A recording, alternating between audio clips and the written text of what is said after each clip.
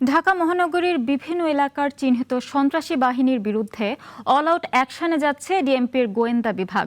আজ এক সংবাদ সম্মেলনে সংস্থাটি জানিয়েছে, ছোট বড় যে কোনো অপরাধ এবং অপরাধীর ক্ষেত্রে জিরো টলারেন্স নীতি অবলম্বন করা হবে।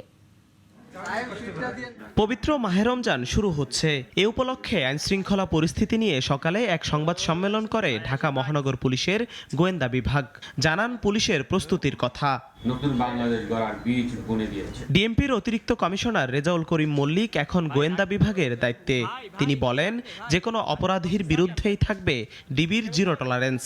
ছোট অপরাধ বড় অপরাধের জন্ম দেয়, তাই যে কোনো অপরাধ ও অপরাধের ক্ষেত্রে আমরা নিয়েছি জিরো টলারেন্স নীতি।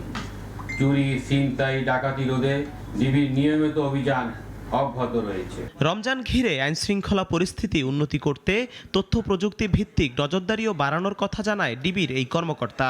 দূরের যাত্রাপথ, বিশেষ করে বাসে কোনো দুর্ঘটনা যাতে না ঘটে সে লক্ষ্যে গোয়েন্দা তৎপরতার মাধ্যমে আমরা আগে থেকেই ডিবির তথ্য প্রযুক্তির ব্যবহার বাড়াচ্ছি।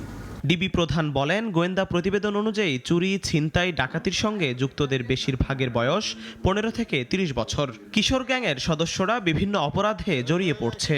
আবার ফ্যাসিস্ট পতিত রাজনৈতিক শক্তির ইন্ধনের কথাও আসছে গোয়েন্দা প্রতিবেদনে। পবিত্র মাহে রমজান। জিহাদুল ইসলাম, নাগরিক, ঢাকা। দেশ জুড়ে তোলপাড় ওয়ালটন ফ্রিজ কিনে আপনিও হয়ে যেতে পারেন মিলেনিয়ার।